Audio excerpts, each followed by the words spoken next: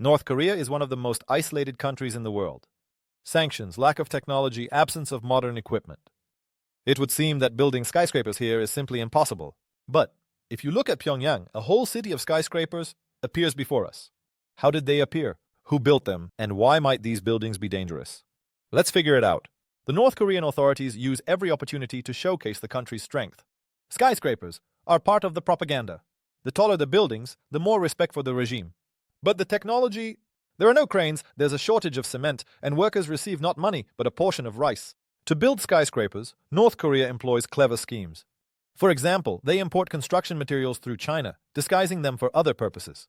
They use outdated Soviet technologies, and sometimes they simply take foreign projects and adapt them to their own conditions. But the main issue is safety. In North Korea, no one cares about quality.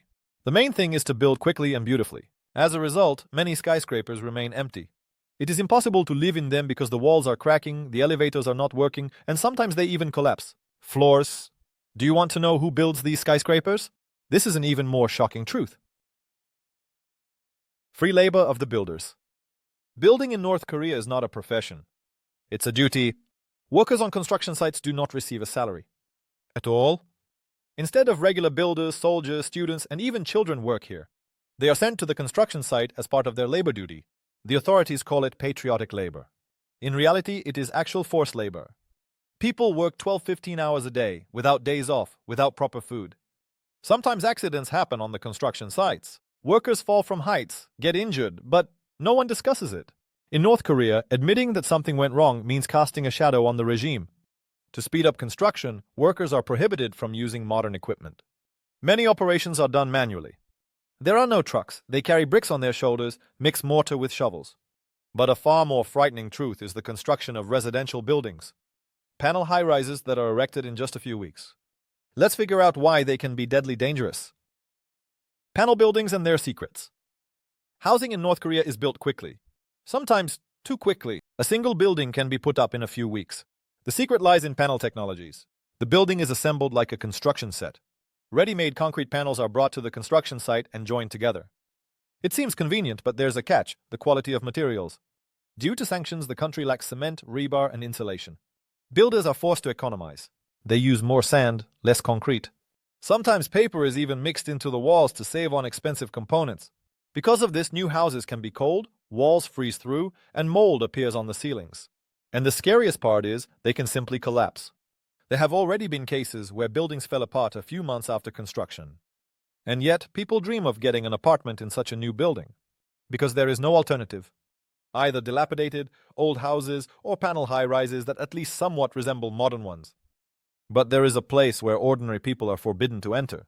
These are the underground cities of North Korea. Underground cities. While North Korea lacks adequate housing, entire complexes are hidden underground. Yes, North Korea is one of the few countries where real cities are hidden underground. It all started many decades ago when the country's authorities were preparing for war. They built bunkers, tunnels, secret shelters. Over time, these structures became more extensive. Rumor has it that there might be a network of tunnels under Pyongyang connecting key buildings. But it's not just bunkers. North Korea also has underground military complexes where aviation, weapon depots, and even factories are located. These tunnels can stretch for hundreds of miles. Some lead to China, others to South Korea. And most incredibly, these underground facilities are built in such a way that no one can detect them. They use camouflage technologies, special concrete coatings that are not visible to radars. But where does North Korea get the materials for construction if it is under strict sanctions? How do they circumvent the sanctions? North Korea is under strict sanctions. They are prohibited from buying equipment, construction materials, even ordinary tools. But despite this, construction continues in the country. How do they manage this? Firstly, smuggling. Prohibited goods enter the country through China and Russia. Sometimes they are disguised as other cargo. Sometimes they are simply brought in illegally. Secondly, gray schemes. North Korea creates front companies abroad that purchase construction materials and send them to the DPRK under the guise of humanitarian aid. Thirdly, recycling old materials. The country actively uses scrap metal, dismantles old buildings, and even melts down old equipment into construction materials. And most importantly, the use of human labor instead of technology. No machines. Let them dig by hand. No cranes. Let them carry bricks with ropes. But not all construction projects in North Korea end successfully.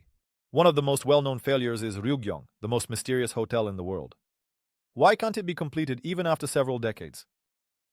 The strangest hotel in the world. In the very center of Pyongyang stands the giant pyramid hotel, Ryugyong. It is the tallest building in North Korea and simultaneously one of the most notorious failures in construction history. Construction began in the late 1980s. The plan was grandiose. More than 100 floors, hundreds of rooms, restaurants, conference halls, even a rotating panoramic floor at the top. But then the unforeseen happened.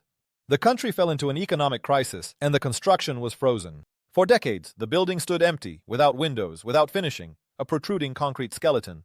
Authorities even prohibited photographing it so that no one would know about the failure. Years later, they tried to resume construction again. But a problem arose. The quality of the construction was terrible. According to rumors, the concrete was so fragile that it was simply impossible to complete the building safely. Today, the region looks beautiful. It has been clad in glass, but inside, there is still nothing. The elevators don't work, the rooms are empty, and the hotel itself does not accept guests.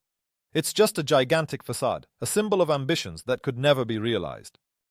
But if there's not even enough to complete the main hotel, why does North Korea continue to build new buildings? Who is building them? The answer is simple. The army. An army of builders. In North Korea, the army is more than just soldiers. It is also a construction brigade. When the authorities decide to build something new, they don't hire workers. They simply send the military to the construction site. The soldiers do not receive a salary for this. They work in harsh conditions, often without proper equipment. But they cannot refuse. An order is an order. This is beneficial for the regime. Firstly, there is no need to spend money on labor costs. Secondly, the army is always at hand. People can be quickly transferred from one project to another. Some of the most large-scale constructions in North Korea were built precisely by military forces. Panel houses, bridges, roads, even those skyscrapers in Pyongyang. All of this is the work of soldiers. But there is one problem. Soldiers are not professional builders. They do the work quickly, but not always with quality. Mistakes, defects, accidents, all of this is part of the reality. Another interesting fact, in North Korea, modern equipment is almost never used on construction sites. Construction without machines. If you look at any construction site in North Korea, you will notice something strange. There are almost no excavators, cranes, or other heavy machinery. Everything is done manually. Why is that? Firstly, the equipment is expensive. Due to sanctions, North Korea cannot freely purchase construction machinery, and making their own is too difficult. Secondly, the authorities believe that manual labor is a way to instill a revolutionary spirit in people. People should not just work but overcome difficulties. That's why construction sites in North Korea often resemble scenes from the past. Hundreds of people with pickaxes, shovels, and buckets of cement. There are even scenes where builders manually lift concrete slabs onto multi-story buildings using ropes and simple mechanisms that have long been obsolete in developed countries. This slows down construction, but for the regime, the process is more important than speed. After all, any construction is not just a building, it is also a powerful tool of propaganda. But what lies behind the facade of these buildings? It turns out that many buildings in North Korea are just empty shells. Buildings for propaganda. In North Korea, they don't just build houses and offices, they erect monuments of propaganda. Giant skyscrapers, beautiful facades, powerful structures. All of this is created for show. For example, there are entire districts that were built for tourists and foreign journalists. They look beautiful, with wide streets, new houses, and clean squares.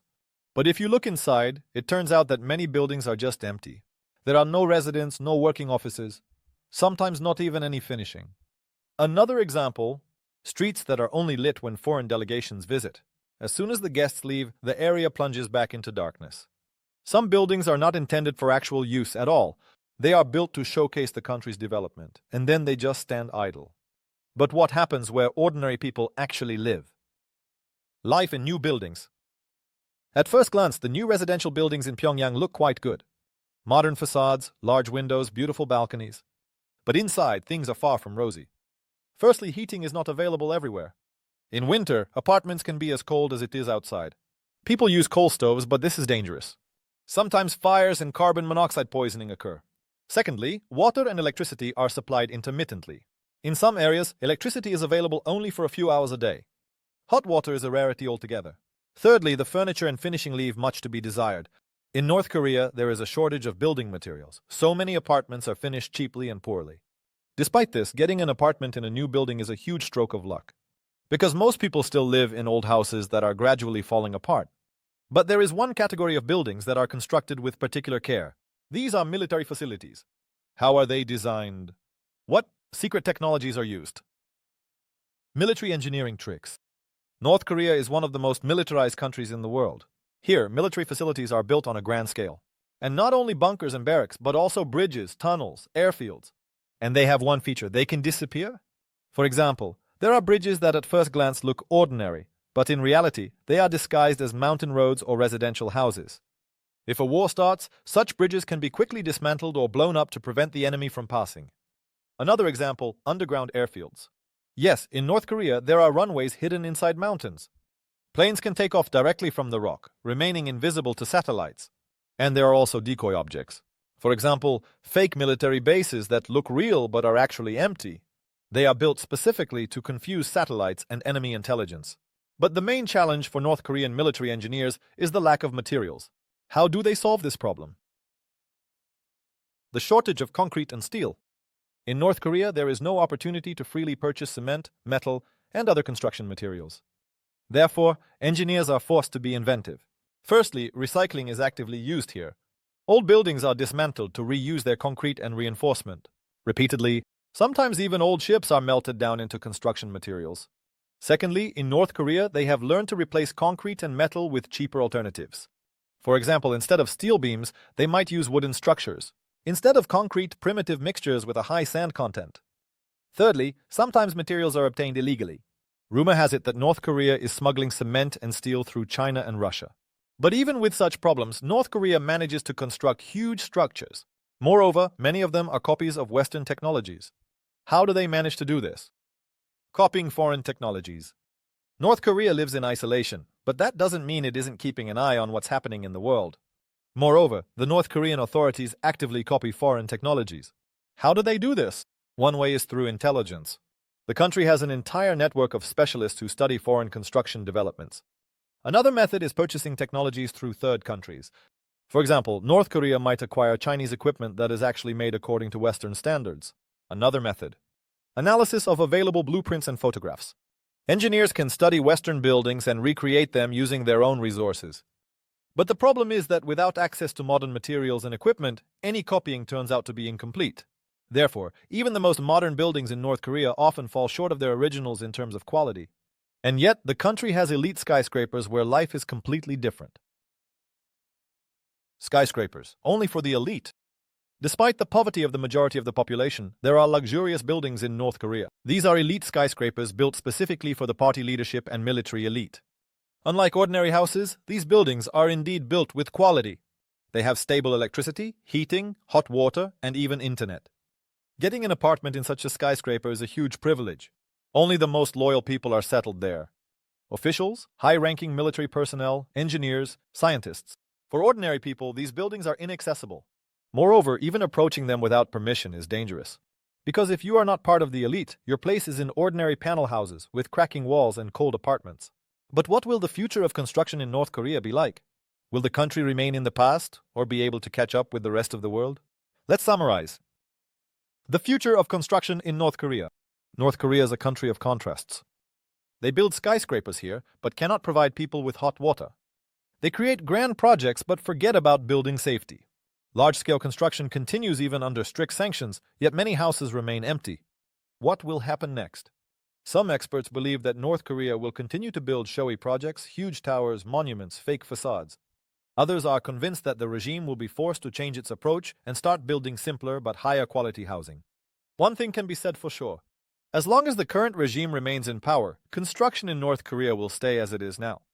And that means skyscrapers will continue to rise, but it's not certain that anyone will live in them. And now, friends, I want to make you an interesting offer. You have a unique opportunity to become part of our team. If you have video editing skills, can voice over videos in Russian, English, and other languages, or write interesting scripts, we would be happy to work with you. Write to our Telegram bot. The link is in the description.